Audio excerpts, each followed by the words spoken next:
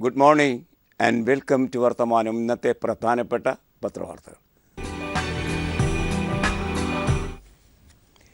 ഇന്ന് നമ്മുടെ എല്ലാം അടുക്കളയെ അലങ്കോലപ്പെടുത്തുന്ന ഒരു വാർത്തയാണ്, ആശങ്കയുണ്ടാക്കുന്ന ഒരു വാർത്തയാണ് പത്രലോകം നമുക്ക് തരുന്നത്. അടുക്കള പുകഞ്ഞില്ലെങ്കിൽ ജീവിതം കഷ്ടതരമാകുമല്ലോ. അടുക്കളയെയും അതിൻ്റെ പുകച്ചിലിനെയും നേരിട്ട് ബാധിക്കുന്ന, അല്ലെങ്കിൽ അടുപ്പിൽ തീ കത്തണം എന്നൊക്കെ നമ്മൾ പറയുന്ന, അതൊക്കെ മാറ്റി ഇപ്പോൾ നമ്മൾ ഗ്യാസ് സിലിണ്ടറിലേക്ക് കടന്നിരിക്കുന്നു. ഏതായാലും ഗ്യാസ് സിലിണ്ടറിന് വില വർദ്ധിക്കാൻ പോകുന്നു. വില വർദ്ധിക്കാൻ പോകുന്നുവെന്ന് പറഞ്ഞാൽ ചെറുതായ കാര്യമൊന്നുമല്ല. പ്രതിമാസം 4 രൂപ വെച്ച് വർദ്ധിച്ചുകൊണ്ടേയിരിക്കും. അത് മാർച്ച് വരെ തുടരും. അപ്പോഴേക്കും സബ്സിഡി വിലയുടെ അപ്പുറത്തുള്ള വിലയിലേക്ക് നമ്മുടെ അടുക്കളയിലെത്തുന്ന, പ്രതിമാസം എത്തിക്കൊണ്ടിരിക്കുന്ന ഗ്യാസിൻ്റെ വില മാറിക്കഴിയുകയും ചെയ്യും. ആ നിലയ്ക്ക് ഗ്യാസിൻ്റെ വില നിലവാരം കമ്പോള വിലയുമായി ബന്ധിപ്പിക്കുന്ന അഥവാ സബ്സിഡി എടുത്ത് മാറ്റുന്ന ഒരു സമീപനം സർക്കാർ സ്വീകരിച്ചിരിക്കുന്നു. കേന്ദ്ര സർക്കാർ മെയ് മാസം ഇക്കാര്യത്തിൽ തീരുമാനമെടുത്തു. ഇപ്പോഴാണത് പുറത്തേക്ക് വന്നത്. ഇന്നലെ പാർലമെൻറ്റിലാണ് വകുപ്പ് മന്ത്രി അതേ സംബന്ധിച്ച അഭിപ്രായം പറഞ്ഞത്. ഈ തീരുമാനം പാർലമെൻറ്റിൽ പ്രഖ്യാപിക്കുമ്പോൾ 2 മാസം തടഞ്ഞു വെച്ചിരുന്ന ആ തീരുമാനം ഒരു പത്രക്കാരനും ചോർത്തിയെടുത്ത് നമുക്ക് നൽകാനും കഴിഞ്ഞില്ല. മോദിക്കറിയാം എന്താണ് മറച്ചു വയ്ക്കേണ്ടത് എന്ന്. മറച്ചു വയ്ക്കുന്നതിൽ വലിയ പ്രാഗൽഭ്യം അവകാശപ്പെടാവുന്ന പ്രധാനമന്ത്രി 2 മാസക്കാലം അത് മറച്ചു വയ്ക്കുകയും ഇന്നലെ പാർലമെൻറ്റിൽ പ്രഖ്യാപിക്കുകയും ചെയ്തു. അടുക്കളയെ അലങ്കോലമാക്കുന്ന ആ വാർത്ത എല്ലാ പത്രങ്ങളും ഒന്നാം പുറത്ത് തന്നെ തന്നിട്ടുണ്ട്. സ്വാഭാവികം മാതൃഭൂമി എന്ന പത്രം അത് 1-ാം പേജിലെ ആദ്യ വാർത്തയാക്കുന്നു. കാണുക, പാചകവാതക സബ്സിഡി ഇനി മാർച്ച് വരെ മാത്രം. നാം ഒന്ന് ആലോചിക്കേ, നാം ഇപ്പോൾ വാങ്ങുന്ന പാചകവാതകത്തിൻ്റെ വില ഒരു സിലിണ്ടറിന് 477 രൂപ 86 പൈസ. അങ്ങനെ വാങ്ങുന്ന ഒരു സിലിണ്ടറിന് സർക്കാർ നൽകുന്ന സബ്സിഡിയായി കണക്കാക്കപ്പെട്ടിരിക്കുന്നത് 86.5 രൂപയാണ്. 86.5 രൂപ സർക്കാർ നൽകും.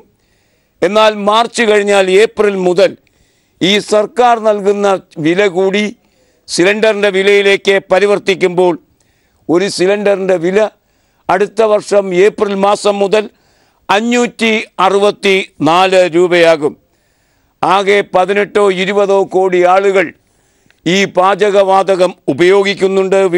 അങ്ങനെ വരുമ്പോൾ അവരൊക്കെ അടുത്ത വർഷം ഏപ്രിൽ മുതൽ ഒരു സിലിണ്ടറിന് ഏറ്റവും ചുരുങ്ങിയത് 564 രൂപ വെച്ച് കൊടുക്കണം.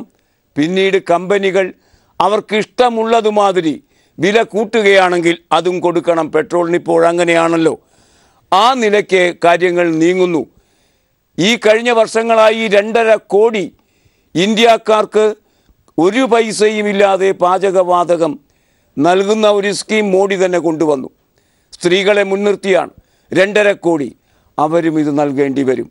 ചുരുക്കത്തിൽ പാചകവാതകം ഉപയോഗിക്കുന്ന ആർക്കും കമ്പോള വിലയ്ക്ക് അനുസൃതമായി അതിന് വില നൽകേണ്ടി വരുന്ന വലിയൊരു മാറ്റമാണ് ഇപ്പോൾ സംജാതമായിരിക്കുന്നത്. വാർത്താ മാതൃഭൂമി തരുന്നത് ഇങ്ങനെ: പാചകവാതകത്തിന് നൽകി വരുന്ന സബ്സിഡി അടുത്ത മാർച്ചോടെ പൂർണ്ണമായും അവസാനിപ്പിക്കാൻ കേന്ദ്ര സർക്കാർ തീരുമാനിച്ചു. ഇതിൻ്റെ ഭാഗമായി എല്ലാ മാസവും സബ്സിഡി സിലിണ്ടറിന് 4 രൂപ വീതം കൂട്ടാൻ എണ്ണ കമ്പനികൾക്ക് നിർദ്ദേശം നൽകി. 2019 തെരഞ്ഞെടുപ്പിൻ്റെ വർഷം. 2018 ആകുമ്പോഴേക്കും, 18 ഏപ്രിൽ ആകുമ്പോഴേക്കും ഈ കാര്യത്തെ ഒരു വഴിക്കാക്കും മോദി.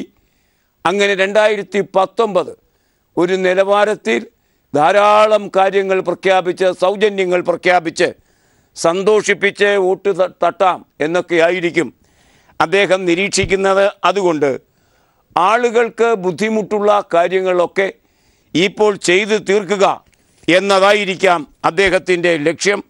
ഏതായാലും പാർലമെൻറ്റ് ഇന്ന് കുഴപ്പങ്ങളിൽ നിന്ന് കുഴപ്പത്തിലേക്ക് പോകും. പാർലമെൻറ്റിലെ ഇന്നത്തെ പ്രധാനപ്പെട്ട ചർച്ചാ വിഷയം ഇതായിരിക്കും എന്ന് നമുക്ക് ഉറപ്പിക്കാം. ഗോരക്ഷാ സൈനികർ തലങ്ങും വിലങ്ങും നടന്ന് ആളുകളെ കൊന്നുകൊണ്ടിരിക്കുന്ന, ഇന്ത്യക്കാരെ കൊന്നുകൊണ്ടിരിക്കുന്ന ആ രീതിയെ പ്രതിഷേധിച്ചുകൊണ്ട് ഇന്നലെ പാർലമെൻറ്റിൻ്റെ ലോക്സഭ അലങ്കോലപ്പെടുകയുണ്ടായി. ഇന്ന് ഇത് വരുന്നത് വഴി മറ്റേ പ്രശ്നത്തെ മുക്കാനുള്ള ഒരു ശ്രമം കൂടി ഒരുപക്ഷെ ഇപ്പോൾ ഭരിക്കുന്നവരുടെ ഇടയിൽ നിന്നുണ്ടാകാം. എന്ത് ചെയ്താലും ഒരു കൗശലം പ്രകാശിപ്പിക്കാനുള്ള കരവിരുത് മോദിക്കുണ്ട്. അതിനുള്ള വിരുത് മാത്രമേ അദ്ദേഹത്തിനുള്ളൂ.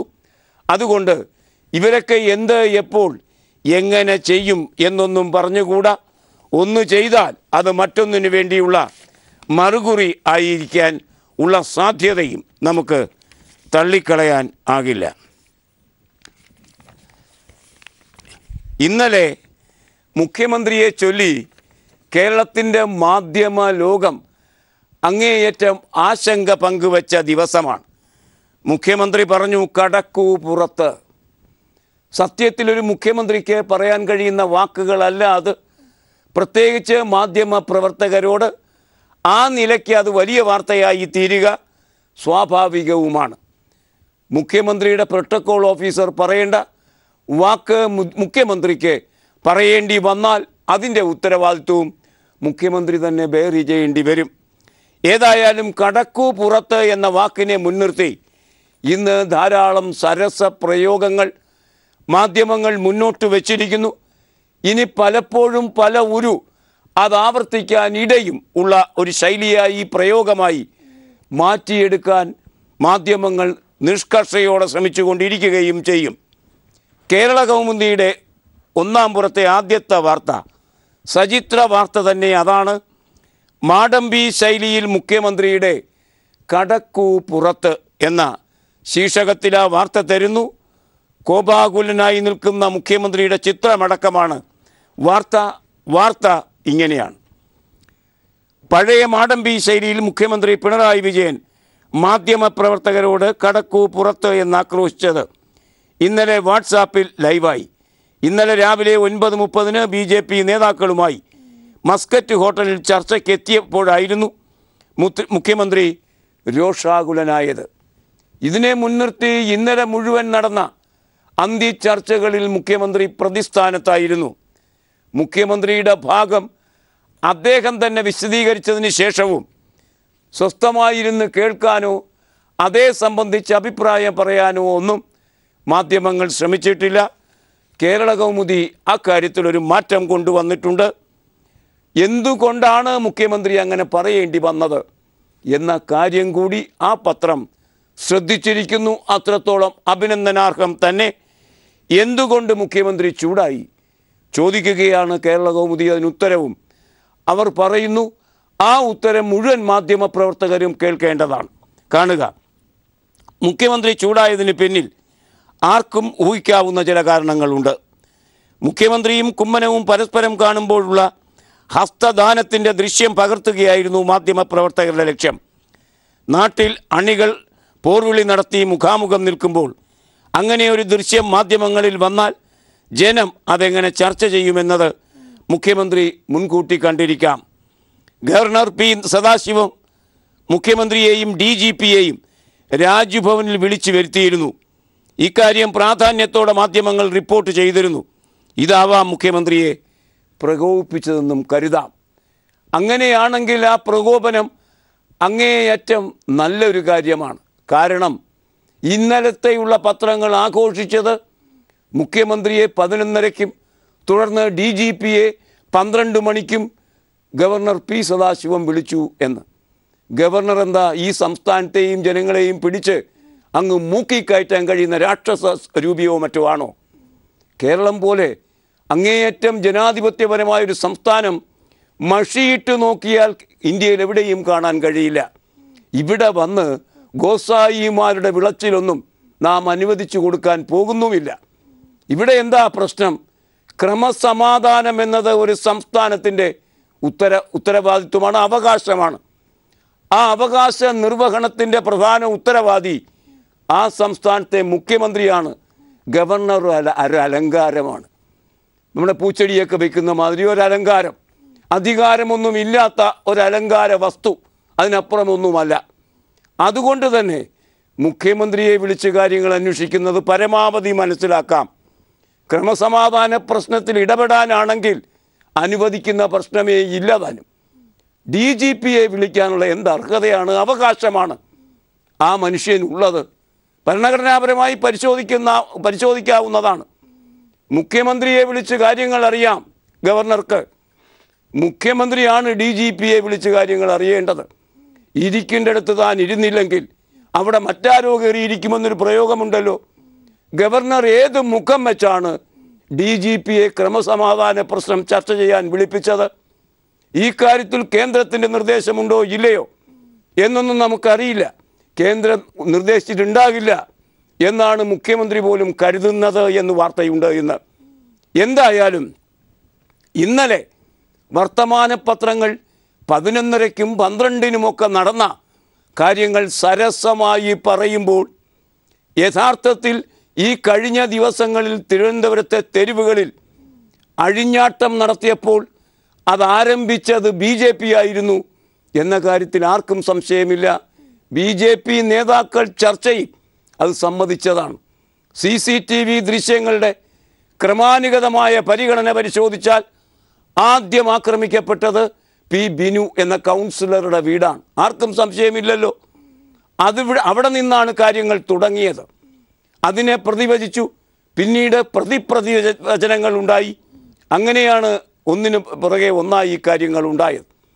എന്തുകൊണ്ടാണ് BJP ആ നിലയ്ക്ക് അലങ്കോലങ്ങൾ സൃഷ്ടിക്കാൻ വിധത്തിൽ പ്രകോപിതമായത്? അവരുടെ കള്ളക്കാശ് കണ്ടെത്തി, അവരുടെ അഴിമതി കണ്ടെത്തിയത് പത്രങ്ങളോ ഭരിക്കുന്നവരോ ഒന്നുമല്ല, മറിച്ച് അവർ തന്നെ കണ്ടെത്തി.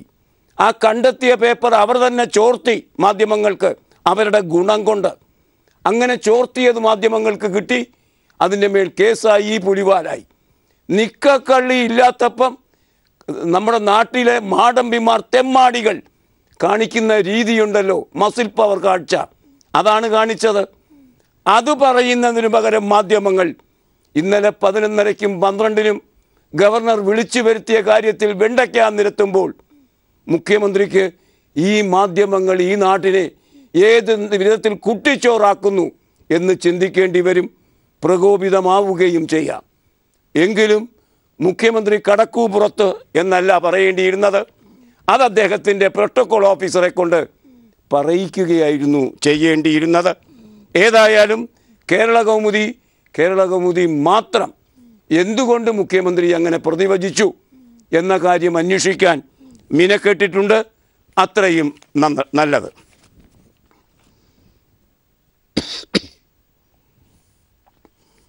മതസംഘടനകളുടെ സർട്ടിഫിക്കറ്റ്, ആ ഉത്തരവ്, വിവാദ ഉത്തരവ് നമ്മുടെ ആരോഗ്യവകുപ്പ് പിൻവലിച്ചു.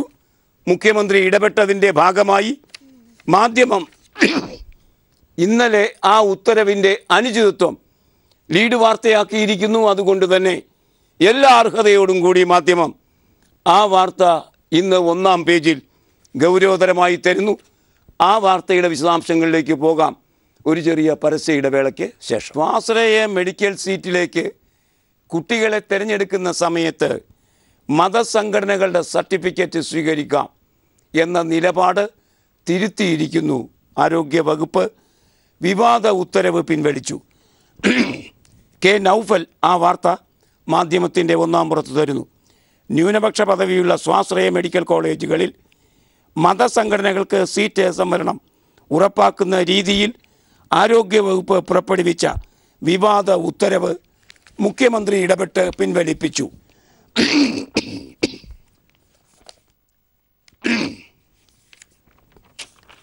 ഇന്ന് പത്രങ്ങളൊക്കെ തരുന്ന പ്രധാനപ്പെട്ട വാർത്ത അബ്ദുൽ നാസർ മദനിയെ സംബന്ധിച്ച വാർത്തയാണ്.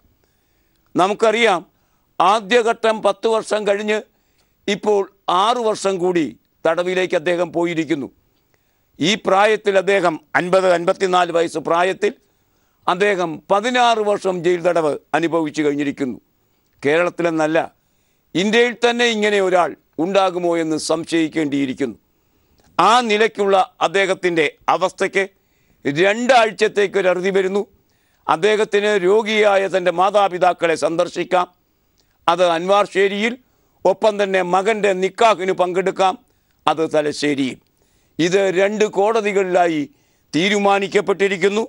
ഇന്ന് സിറാജ് എന്ന പത്രത്തിൻ്റെ 1-ാം പുറം ആ വാർത്ത ഗൗരവതരമായി അതിൻ്റെ അവസാന വാർത്തയായി, സചിത്ര വാർത്തയായി തരുന്നു. ജാമ്യത്തിൽ ഇളവ്, മദനിക്ക് മകൻ്റെ വിവാഹത്തിൽ പങ്കെടുക്കാം.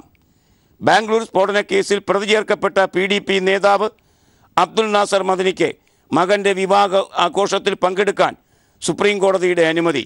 ഇതിനായി ഇന്ന് മുതൽ 14 വരെ മദനിക്ക് കേരളത്തിൽ തങ്ങാമെന്ന് സുപ്രീം കോടതി വ്യക്തമാക്കി. ഇന്ന് മദനി കേരളത്തിൽ എത്തിച്ചേരും, അമ്മയെ കാണും, അതുപോലെ മകൻ്റെ നിക്കാഹിൽ പങ്കെടുത്ത് 14-ാം തീയതി തിരിച്ചു പോകേണ്ടി വരികയും ചെയ്യും. നോക്കൂ, തെറ്റായ കാരണങ്ങൾ ഉന്നയിച്ച് ഒരാളെ തടവിൽ പിടിക്കുന്നു. തടവിൽ പിടിച്ചിട്ട് ബോധപൂർവം വിചാരണ നീട്ടിക്കൊണ്ടുപോയിക്കൊണ്ടേയിരിക്കുന്നു. വിചാരണ കഴിഞ്ഞാലല്ലേ പുറത്തേക്ക് ഇറങ്ങാൻ പറ്റൂ. നിരപരാധിത്വം തെളിയിക്കണമെങ്കിൽ വിചാരണ തീരണം. വിചാരണ നീട്ടിക്കൊണ്ടുപോയിക്കൊണ്ടേയിരിക്കും. 6 വർഷമായി. ഒടുവിൽ നിർബന്ധത്തിന് അധിഷ്ഠിതമായി സുപ്രീം കോടതിക്ക് ജാമ്യം നൽകേണ്ടി വന്നു. ജാമ്യം നൽകുമ്പോഴും ബാംഗ്ലൂർ വിട്ടുപോകരുത് എന്ന ഉപാധി വെച്ചു. ചുരുക്കത്തിൽ ഒരു കാര്യവുമില്ലാതെ ഒരാൾ അവിടെ താമസിക്കുന്നു. ഇങ്ങനെ ചെയ്യാൻ പറ്റും. ജുഡീഷ്യറിയെ മുൻനിർത്തിയുള്ള ഒരു ടെററിസം. ശരിക്കും മദനിയെ ടെററിസ്റ്റ് എന്ന് ആക്ഷേപിക്കുന്ന ആളുകൾ സത്യത്തിൽ കോൺസ്റ്റിറ്റ്യൂഷണൽ ടെററിസമാണ് നടപ്പാക്കിക്കൊണ്ടിരിക്കുന്നത്. മദനി ഇന്ന് മുതൽ 14 ദിവസത്തേക്ക് കേരളത്തിൽ ഉണ്ടാകും.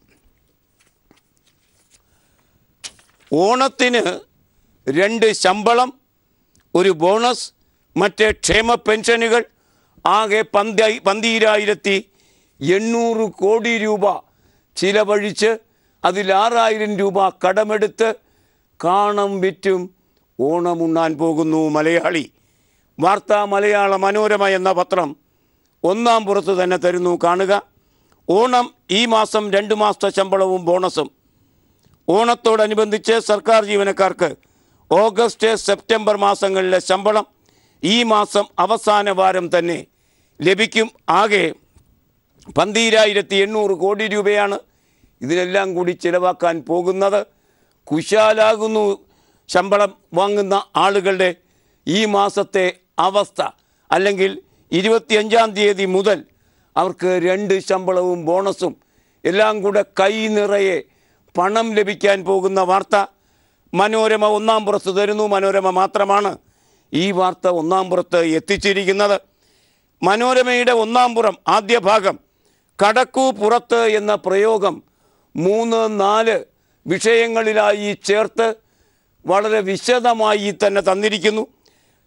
ഗ്യാസ് സിലിണ്ടറിൻ്റെ ഇത് കുറയുന്നതിനെ, വില കൂടുന്നതിനെ സംബന്ധിച്ച് കടക്ക് പുറത്ത്, മാധ്യമ പ്രവർത്തകരോട് കടക്ക് പുറത്ത്, അക്രമങ്ങളോട് CPM-ഉം BJP-യും കടക്ക് പുറത്ത്, ഉത്തരാഖണ്ഡിൽ നിന്ന് ചൈന കടക്ക് പുറത്ത്.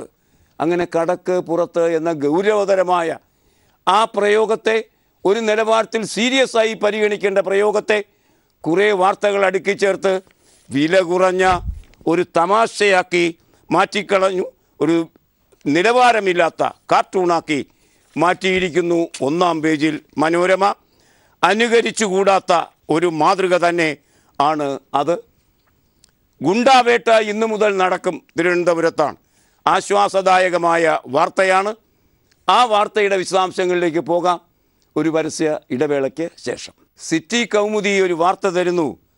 തലസ്ഥാനം ക്ലീനാക്കാൻ DGP തീരുമാനിക്കുന്നു. അതിൻ്റെ ഭാഗമായി ഗുണ്ടാവേട്ട ഇന്നു മുതൽ നടക്കാൻ പോകുന്നു. വാർത്തയുടെ വിശദാംശങ്ങൾ ഇങ്ങനെയാണ്.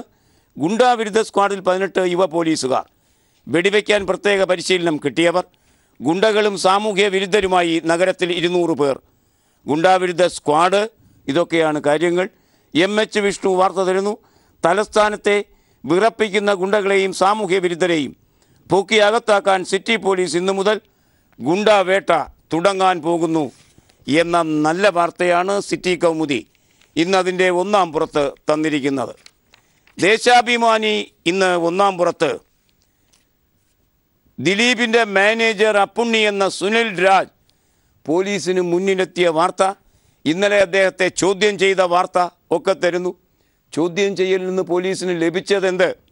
ദേശാഭിമാനി പറയുന്നു, കാണുക, 6 മണിക്കൂർ ചോദ്യം ചെയ്തു, സുനി ജയിലിൽ നിന്ന് വിളിച്ചു, കത്തയച്ചു. അപ്പുണ്ണി ഉപയോഗിച്ച ഫോണുകൾ കസ്റ്റഡിയിലെടുത്തു. 3.5 വർഷത്തിനിടെ ദിലീപ് അഭിനയിച്ച 10 സിനിമകളുടെ സെറ്റിൽ സുനി എത്തി. സംവിധായകൻ ശ്രീകുമാർ മേനോനെ മൊഴിയെടുത്തു. നടിയെ ആക്രമിച്ച കേസിൽ ജയിലിൽ കഴിയുന്ന ദിലീപിന് ഗൂഢാലോചനയിൽ പങ്കുണ്ടെന്ന് വ്യക്തമാക്കുന്ന നിർണായക വിവരങ്ങൾ ദിലീപിൻ്റെ മാനേജർ അപ്പുണ്ണിയിൽ നിന്ന് അന്വേഷണ സംഘത്തിന് ഇന്നലെ ലഭിച്ചു. അപ്പുണ്ണിയെ ചോദ്യം ചെയ്ത് വിട്ടയച്ചു. ആവശ്യമൊന്നുണ്ടെങ്കിൽ എപ്പോൾ വിളിച്ചാലും ഹാജരാകും എന്ന് അദ്ദേഹം പറയുകയും ചെയ്തു. ശ്രീ PC ജോർജിൻ്റെ ഇന്നലെ ഇതുമായി ബന്ധിപ്പിക്കാവുന്ന ഒരു വാർത്തയുണ്ടായിരുന്നു.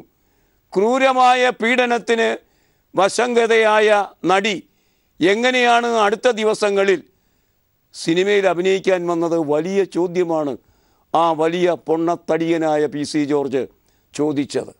സ്ത്രീ പീഡനത്തെക്കുറിച്ച് എന്ത് വിവരമാണ് ഈ MLAക്കുള്ളത്? അദ്ദേഹം വിചാരിക്കുന്നത് പീഡനം എന്ന് പറഞ്ഞു കഴിഞ്ഞാൽ അടിച്ചിടിച്ച് ഇരുട്ടി നാശമാക്കിയ ഒരു മൂലക്കിടലാണ്. നിർഭയെ അദ്ദേഹം ഉദാഹരണത്തിന് കൊണ്ടുവന്നിരിക്കുന്നു. പീഡനമെന്ന് പറഞ്ഞാൽ ശരിക്കും അത് ശാരീരികം തന്നെ ആയിക്കൊള്ളണമെന്നില്ല. മറിച്ച് സ്ത്രീയുടെ മേൽ നടപ്പാക്കാവുന്ന മാനസികമായ എല്ലാ ആക്രമണങ്ങളും പീഡനമാണ് സുഹൃത്തെ. ആത്മാവിൻ്റെ മുറിവ് എന്നൊക്കെ ബൈബിളിൽ പറയുന്ന കണ്ടിട്ടില്ലേ? അതിന് ബൈബിൾ വായിക്കണ്ടേ? അതിനെന്ത് സമയം? അപ്പോൾ ആ അർത്ഥത്തിൽ ഒരു MLA ഇത്ര സ്വസ്ഥമായിരുന്ന് മണ്ടത്തരം വിളമ്പുന്നു എന്നത് മലയാളത്തിന്, ഭാഷയ്ക്ക്, രാഷ്ട്രീയത്തിന് ഒക്കെ അപമാനമാണ്. കേരളത്തിന് തന്നെ അപമാനമാണ്. ഇനി ഇന്നത്തെ മുഖലേഖനങ്ങൾ.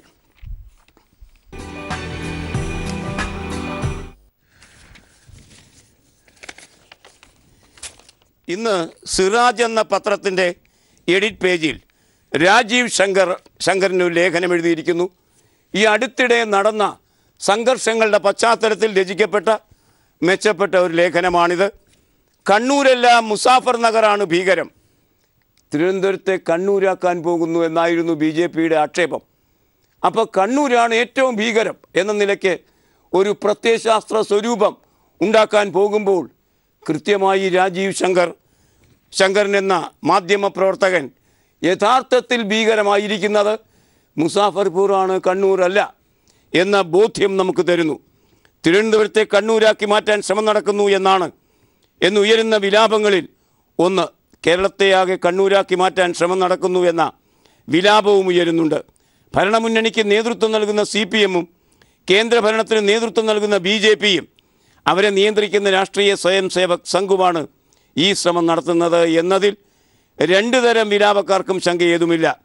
ഏതാനും ദിവസങ്ങളായി തിരുവനന്തപുരത്ത് അരങ്ങേറുന്ന സംഭവങ്ങൾ കാണുകയും കേൾക്കുകയും വായിക്കുകയും ചെയ്യുന്ന ഏതൊരാൾക്കും തോന്നുന്ന ഒരു കാര്യമാണ് പറഞ്ഞു വയ്ക്കുന്നത്.